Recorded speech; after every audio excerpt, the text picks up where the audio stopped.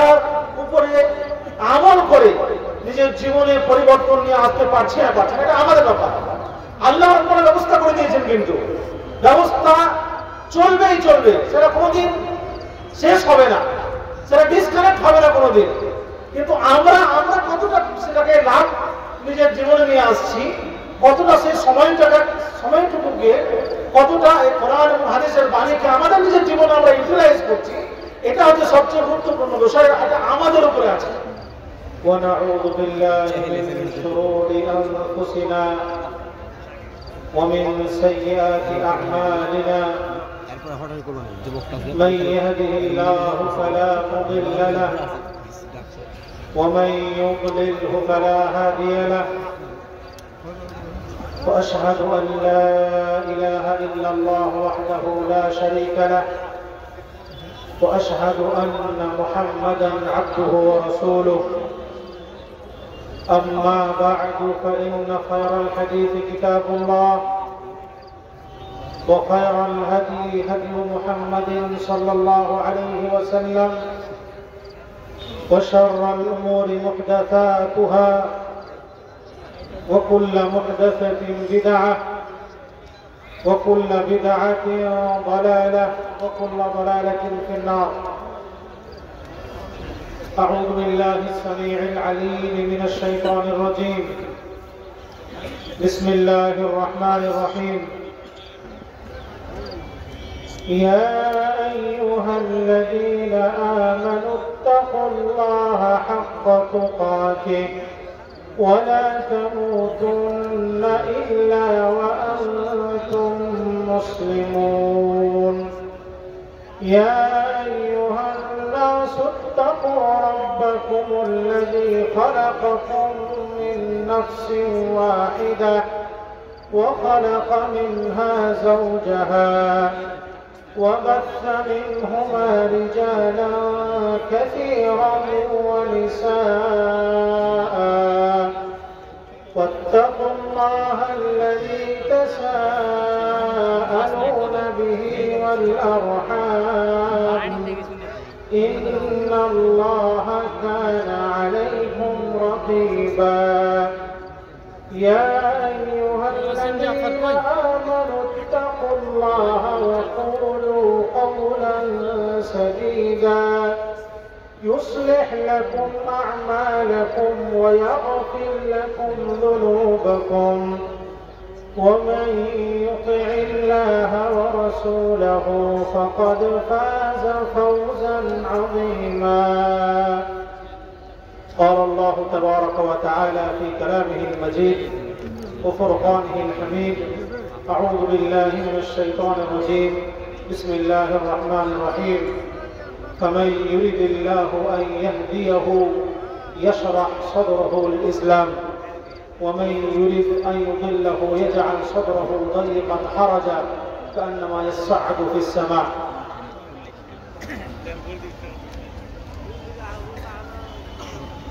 পরম শ্রদ্ধেয় যোগ্যতম আজকের মহতী ইসলামী সভার সভাপতি মহাশয়, মঞ্চে মঞ্চাসীন ওলামায়ে কেরাম, সামনে বসে থাকা দিন দরদি জামাত দরদি ভাই সকল বাবাজিরা, বন্ধুরা, পর্দার আড়ালে মা ও বোনেরা, আল্লাহ রাব্বুল আলামিনের অশেষ প্রশংসা যে মহান আল্লাহ রাব্বুল আলামিন আজকে আমাদেরকে এই মহতী ইসলামী জালসায়, ইসলামী মাহফিলে, ইসলামী সভায় উপস্থিত হয়ে কোরআন এবং হাদিসের কথা শ্রবণ করার তৌফিক প্রদান করেছেন। আলহামদুলিল্লাহ। শত সহস্র দরুদ ও সালাম বর্ষিত হোক তাজদার মদনী আহমদ মুজতবা মুহাম্মদ মুস্তাফা সাল্লাল্লাহু আলাইহি ওয়াসাল্লামের উপরে, যিনার অক্লান্ত পরিশ্রমে আজকে ইসলাম আমরা এই যুগে পেয়েছি। আল্লাহুম্মা সাল্লি আলাইহি আল্লাহুম্মা বারিক আলাইহি।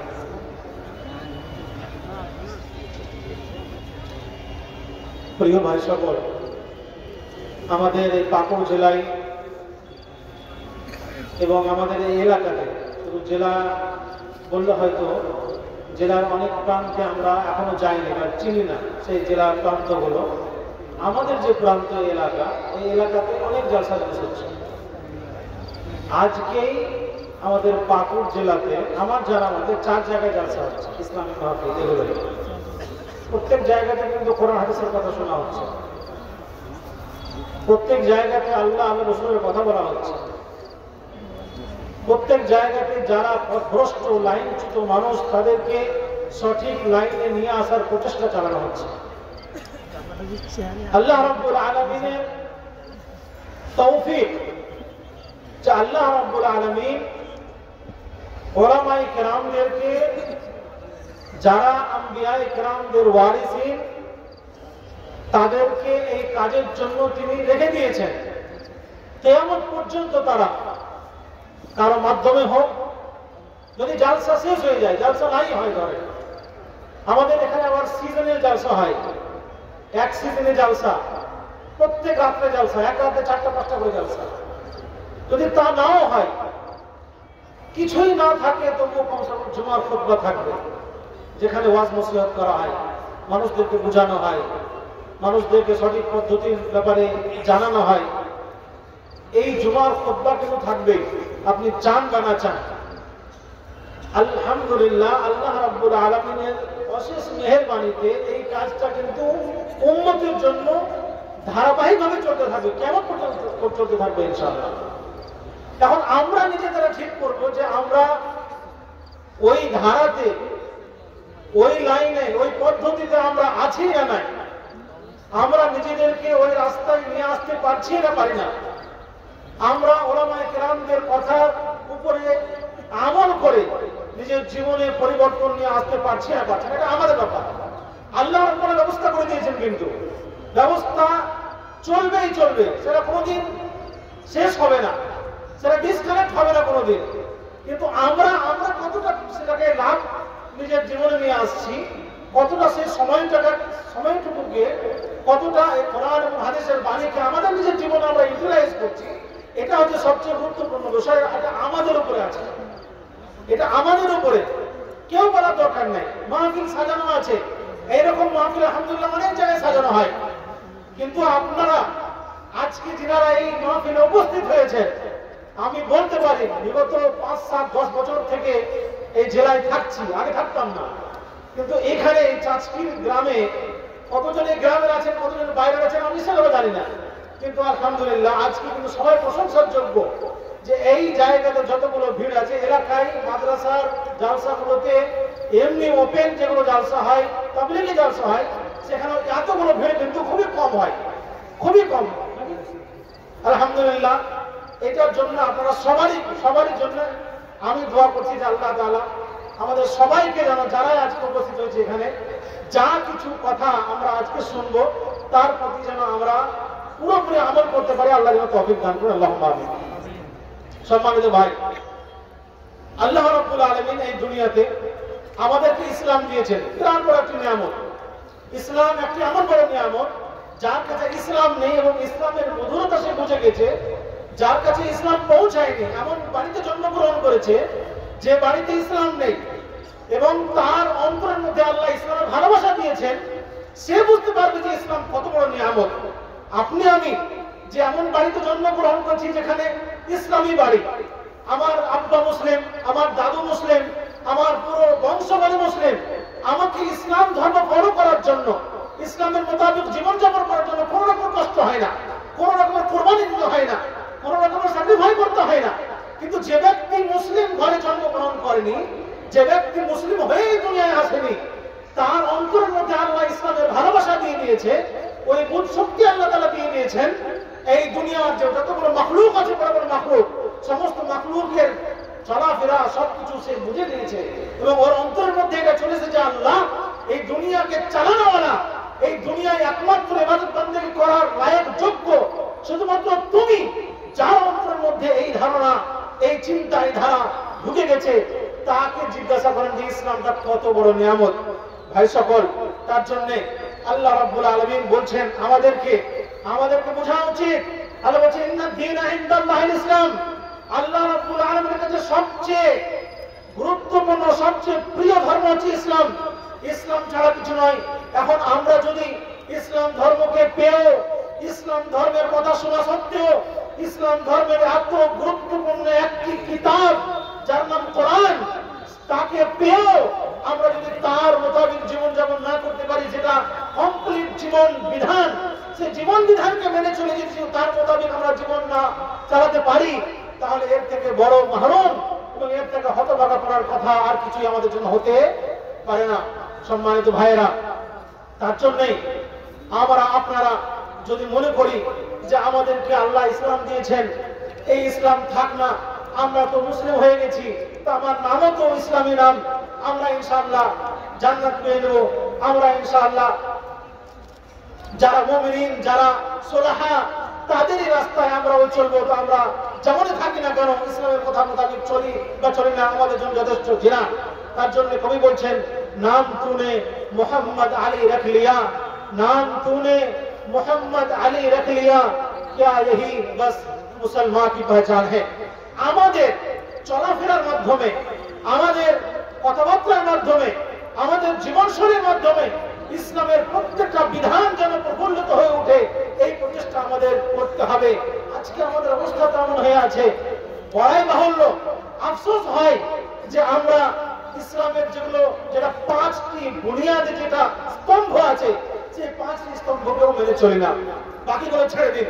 আমাদের সামাজিক জীবনে যেগুলো ইসলামের বিধান মেনে চলতে হয়, একে অপরের সাথে আমাদের ভালো সুসম্পর্ক, আমাদের আত্মীয় সাথে সুসম্পর্ক, আমাদের প্রতিবেশীর সাথে সুসম্পর্ক, আমাদের রাস্তায় চলাফেরা মানুষের সাথে সুসম্পর্ক, এগুলো যদি ছেড়েই দিই, তো কমসে কম যেটা বুনিয়াদী জিনিস আমাদের জীবনে ইসলামকে মানার জন্য, সেটাকেই আমরা মেনে চলি না। আজকে এত বড় বড় সম্মেলন, এত বড় বড় জলসা, এত বড় বড় প্রোগ্রাম আমাদের শুধুমাত্র ভালো রাস্তায় নিয়ে আসার জন্য হয়, এর অন্য কোনো কিন্তু উদ্দেশ্য থাকে না। উদ্দেশ্য শুধুমাত্র একটাই, যে মানুষ যেন সঠিক রাস্তায় চলে আসে, মানুষ যেন আপন প্রভুর দিকে ফিরে আসে, মানুষ যেন যারা সাহাবায়ে কেরাম যারা ছিলেন, তাবেঈন ইমাম ছিলেন, তবে তাবেঈন ছিলেন, আসলাফ উম্মাহ ছিলেন, তাদের জীবন মতো আমাদের এই এলাকার, আমাদের এই সময়ের যুগের মুসলিমরাও যেন জীবন যাপন করে, তারই উদ্দেশ্যে এইগুলো হয়, এগুলো আয়োজন করা হয়। কত পয়সা খরচ হয়, কত পয়সা ব্যয় হয় শুধুমাত্র মানুষকে সঠিক রাস্তায় নিয়ে আসার জন্য। তারপরেও যদি আমাদের সঠিক রাস্তায় আমরা না আসতে পারি, তাহলে এর থেকে বড় মাহরুম আর কিছু হতে পারে না।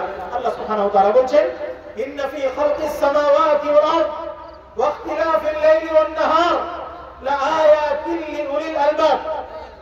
আমাদেরকে সঠিক রাস্তায় নিয়ে আসার জন্য, আমাদেরকে হিদায়াতের পথে নিয়ে আসার জন্য বলতে হবে, ভাই তুমি নামাজ কেন পড়ো, নামাজ পড়ো। তুমি রোজা কেন রাখো না? বলছে আমার শরীর খুবই খারাপ, আমি সকাল উঠেই ফজর পরে কাজ করতে চলে যাই, তার জন্য রোজা রাখতে পারি না। নাউজুবিল্লাহ। আমি বাইরে চলে যাই গাড়ি নিয়ে, তার জন্য রোজা রাখতে পারি না। এই যে রমজান মাস আসছে না, কিছুদিন পরেই সাহাবায়ে কেরামের যদি জীবনী পড়েন তাহলে বুঝতে পারবেন, কিনারা শাবান ও মুআজ্জমের মাসে, যে মাসটা এখন চলছে, এই মাসে তারা দোয়া করতেন কান্না করে আল্লাহ তাআলার কাছে, আল্লাহুম্মা বাল্লিগনা রমাদান, আল্লাহুম্মা বাল্লিগনা রমাদান, ইয়া আল্লাহ রমজান মাস যেন আমরা পেয়ে যাই, আল্লাহ তাআলা তুমি তৌফিক দান করো, এই দোয়া করতেন তারা। আজকে আমাদের অবস্থা, রমজান আসছে কি সমস্যা, আমাদের ওদিকে ধ্যান নাই। আল্লাহ বলছেন এগুলো বলার জন্য যে আপনাকে এত বড় মাহফিল সাজাতে হবে দরকার নাই। আল্লাহ কি বলছেন শুনেন, ইন্না ফি খালকিস সামাওয়াতি ওয়াল আরদ ওয়া ইখতিলাফিল লাইলি ওয়ান নাহার লাআয়াতিন লিউলিল আলবাব। এই যে জমিন এবং আসমান দেখছেন না, জমিন এত বড় জমিন, আবার জমিনে যদি বেশি করে গর্ত করে পানি বেরিয়ে যাচ্ছে, বোরিং করছিলাম, পানি বেরিয়ে যাচ্ছে, দেখেন একবার মাথায় খেয়াল আসে যে আল্লাহ তুমি কেমন জমিন বানিয়েছো। এই জমিনে আমরা হাঁটছি, কত বড় ব্রিজ তৈরি হচ্ছে, রাস্তা তৈরি হচ্ছে, বড় বড় গাড়ি যাচ্ছে, কিছু হয় না। আবার একটু ঘুরছি তো এই গর্ত করে আবার দেখছি ওখানে সুন্দর করে পানি বেরিয়ে যাচ্ছে, ভালো পানি বেরিয়ে যাচ্ছে। এত বড় আকাশ কেউ ছুঁতে পারেনি আকাশকে এখন পর্যন্ত। কত বড় বড় প্লেন, রকেট, ফাইটার জেট ইত্যাদি, এতগুলো প্রযুক্তি এখন আল্লাহর রহমতে এতগুলো মানুষ তৈরি করেছে, কিন্তু কেউ আকাশ ছুঁতে পারেনি। আল্লাহ বলেছেন ইন্না ফি খালকিস সামাওয়াতি ওয়াল আরদ, জমিন এবং আসমানের সৃষ্টিতে ওয়াখতিলাফিল লাইলি ওয়ান নাহার, এবং দিন এবং রাত্রির যে পরিবর্তন, এই পরিবর্তনে আল্লাহ বলেছেন লা আয়াতুন লিউলিল আলবাব, যারা বুদ্ধিমান, যাদেরকে আল্লাহ বিদ্যা বুদ্ধি দিয়েছেন, যাদের অন্তরকে ইসলামের জন্য খুলে দিয়েছেন, যাদের ব্রেনকে আল্লাহ রাব্বুল আলামিন ইসলামের জন্য অ্যাকসেপ্টেবল বানিয়ে দিয়েছেন, তাদের জন্য এই সবগুলোর মধ্যে আল্লাহর নিদর্শন রয়েছে। ওকে বলতে হবে না যে আল্লাহর ইবাদত করো, ওকে বলতে হবে না যে কোরআনের মোতাবেক জীবন যাপন করো, ওকে বলতে হবে না যে ইসলামের জীবন বিধানকে তুমি আপনি নাও, এগুলো বলতে হবে না। কেন? আল্লাহ বলছেন যার কাছে বিদ্যা বুদ্ধি আছে, যাকে আল্লাহ তাআলা উচ্চ মানের বুদ্ধি দিয়েছেন, তাকে এগুলো দেখলেই তাদের অন্তর এমন হয়ে যাবে, ঈমান তাজা হয়ে যাবে, ইসলামের ভালোবাসা চলে আসবে। আর তাদেরকে এই দাওয়াত তাবলীগ করার জন্য, তাদেরকে বোঝানোর জন্য এত বড় মাহফিল সাজাতে হবে না। তবু সমাজের প্রত্যেকটা ব্যক্তিকে, সমাজের শেষ লাইনে বসে থাকা ব্যক্তির কাছে ইসলামের বার্তা পৌঁছে দেওয়ার জন্য উম্মতে মুহাম্মাদিয়ার ওই লোকগুলো, আজকের যুগের ওই লোকগুলো প্রশংসার যোগ্য, যাদের অন্তরে শুধুমাত্র এই নিয়াতি থাকে যে আল্লাহ আমি অর্থ ব্যয় করছি, আমি এই কষ্ট করছি, আমি নিজের শ্রম ব্যয় করছি, একমাত্র উদ্দেশ্য হচ্ছে তোমার এই পথভ্রষ্ট বান্দা, তোমার রাস্তা থেকে হারিয়ে যাওয়া বান্দা, সঠিক রাস্তা থেকে সরে যাওয়া বান্দারা যেন তোমার দিনের দিকে আবার অগ্রসর হয়ে যায়, আবার যেন তোমার দিকে ফিরে আসে। শুধুমাত্র এই কারণেই এত বড় বড় মাহফিল সাজানো হয় ভাইরা।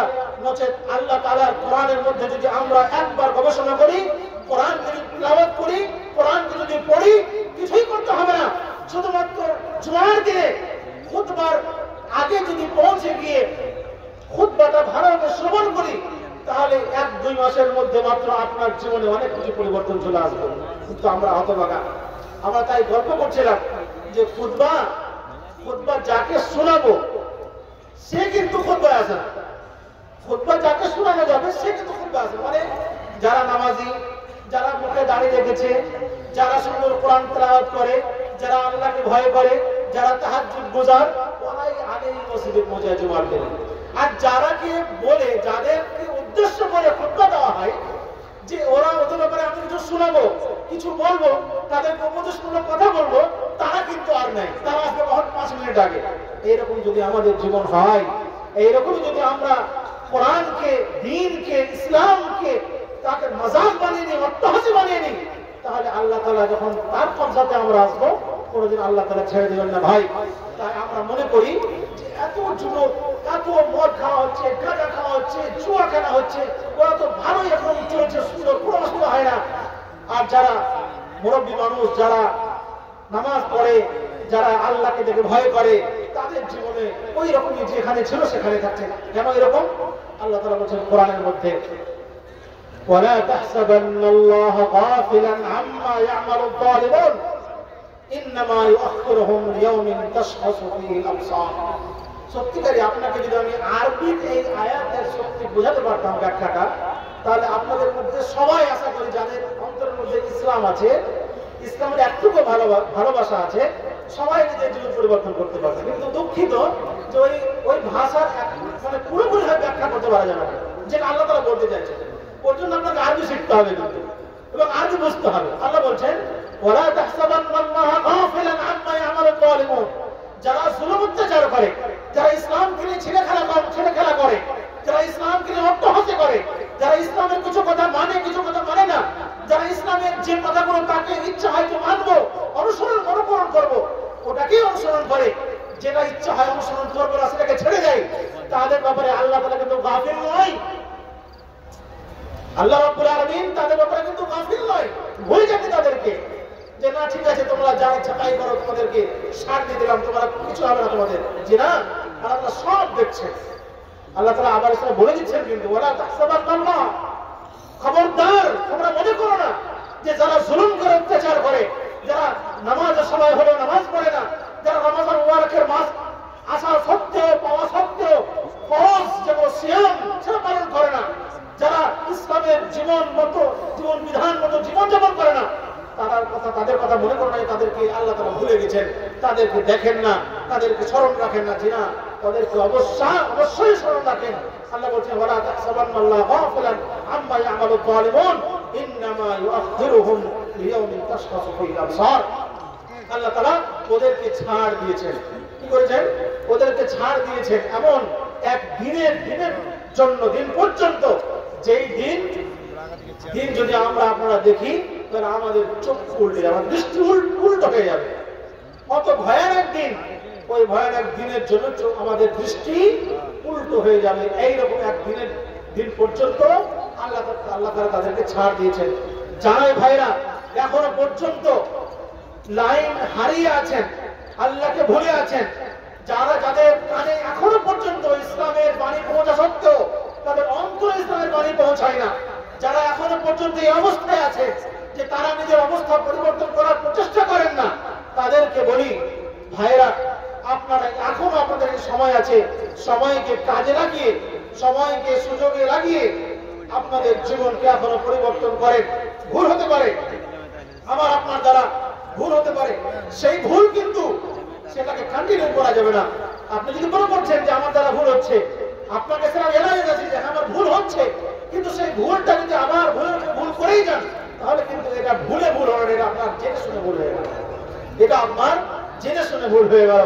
সম্মানিত ভাই, আজকে আমরা মনে করি, আজকে আমাদের যে অবস্থা, আমাদের বর্তমান যে পরিস্থিতি, তাতে আমরা মনে করি যে আমাদের উপরে অত্যাচার হচ্ছে, আমরা অত্যাচারিত, আমাদের উপরে জুলুম হচ্ছে, অনেক রকমের অত্যাচার করা হচ্ছে আমাদেরকে। কেন? আমরা মুসলিম, আমরা মুওয়াহিদ, আমরা আল্লাহকে ভালোবাসি, তার জন্য না। যদি সেই রকম ভয়, সেই রকম মুওয়াহিদ আমরা থাকতাম, সেই ধরনের খাসিয়াত আমাদের অন্তরের মধ্যে থাকতো, সেই রকম মুসলিম আমরা হতাম, যেই রকম মুসলিম আসলাফুল উম্মাহ তারা ছিলেন, যেই রকম মুসলিম কুরআনের লোকেরা ছিলেন, যেই রকম মুসলিম মুহাদ্দিসিনে কিরামদের যুগে ছিলেন, তাহলে আজকে আমাদের অবস্থা এরকম হতো না কেন?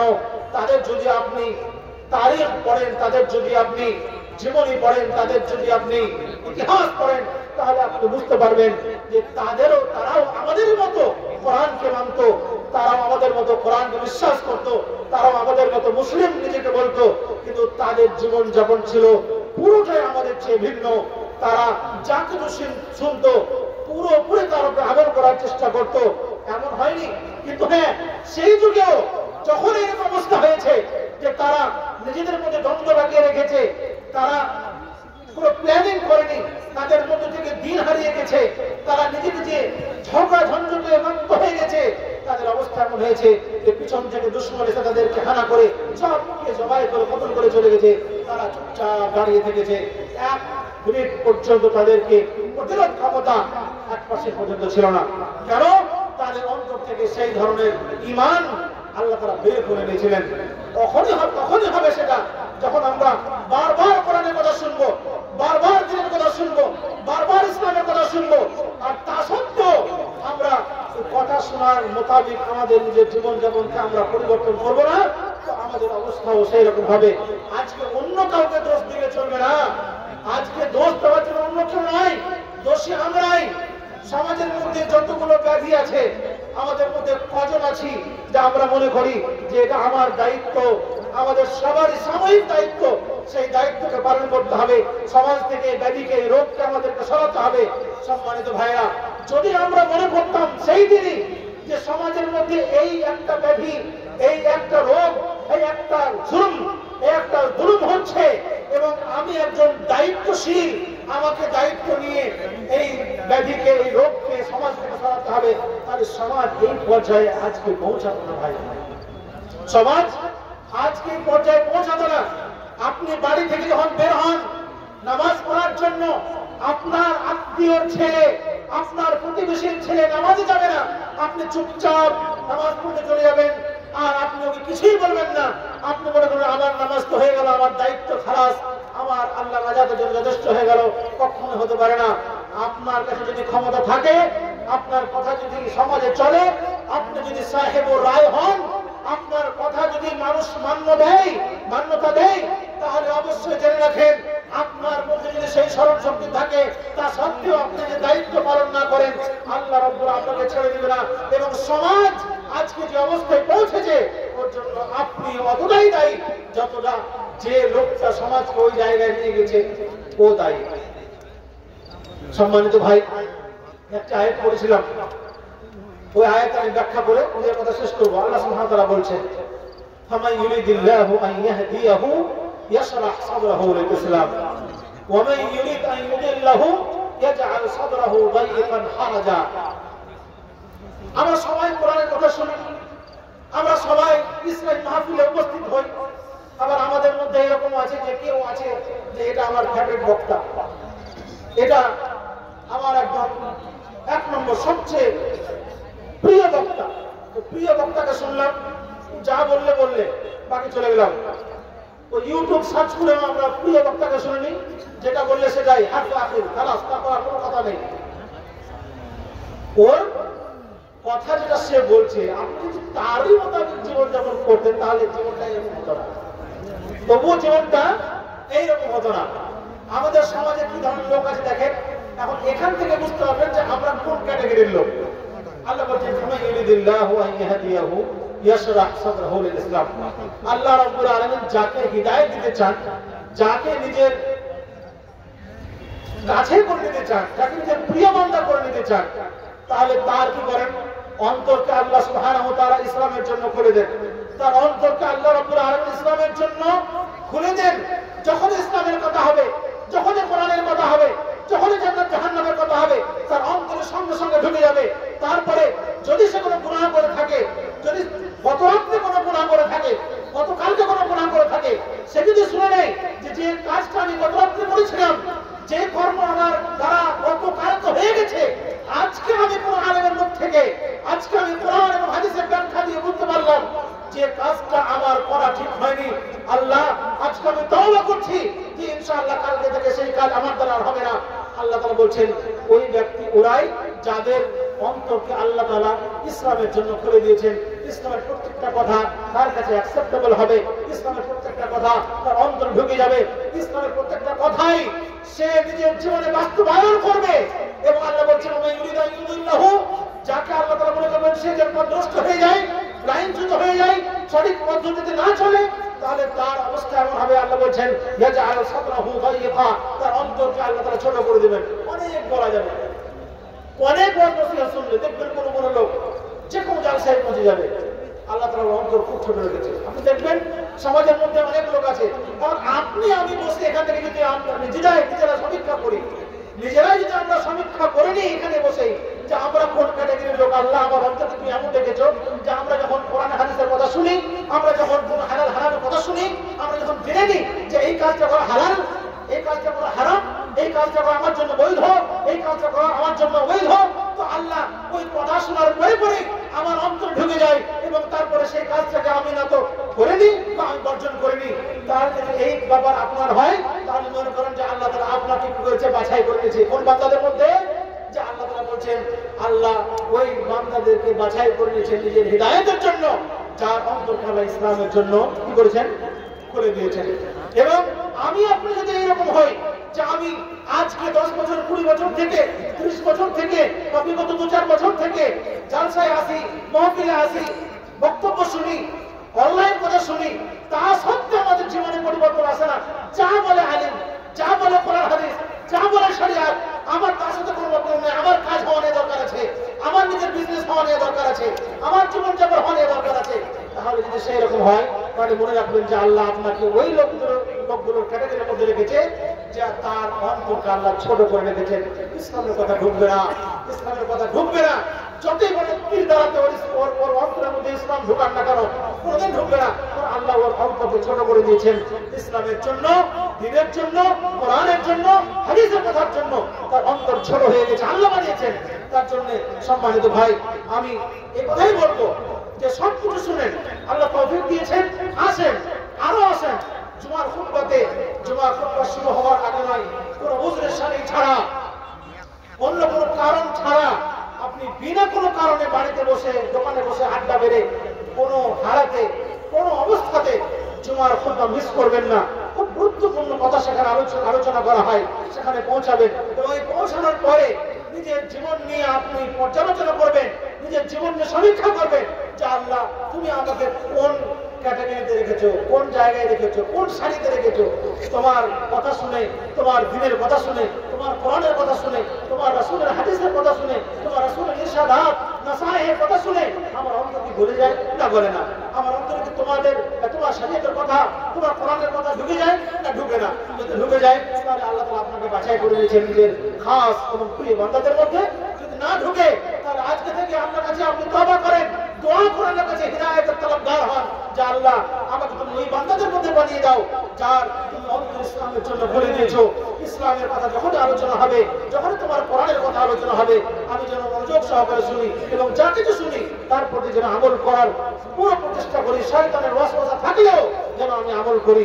আমি শেষের বেলায় আল্লাহ সুবহানাহু ওয়া তাআলার কাছে দোয়া করি, আল্লাহ সুবহানাহু ওয়া তাআলা আমাদের সবাইকে যেন আমরা যা কিছু শুনি সব ভালো কথার উপরে জীবনযাপন করার তৌফিক দান করেন।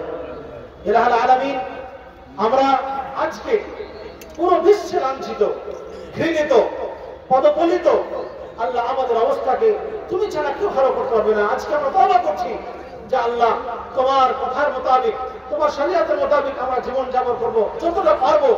আমাদের ইস্তিতাআতের মোতাবেক, আমাদের ক্ষমতার মোতাবেক আমরা ইনশাআল্লাহ সেই মোতাবেক আমল করবো। আল্লাহ তুমি আমাদের অবস্থাকে পরিবর্তন করে আমাদের দুনিয়াতে, এই দুনিয়াতেও এবং আখিরাতেও সম্মানিত করিও। আল্লাহুম্মা আমিন। ওয়া আখিরু দাওয়ানা আলহামদুলিল্লাহি রাব্বিল আলামিন। আকুলু কওলি হাযা আস্তাগফিরুল্লাহ লি ওয়া লাকুম ওয়া লিসাইরিল মুসলিমিনা ফাস্তাগফিরুহু ইন্নাহু হুয়াল গফুরুর রহিম। আসসালামু আলাইকুম ওয়া রাহমাতুল্লাহি ওয়া বারাকাতুহু।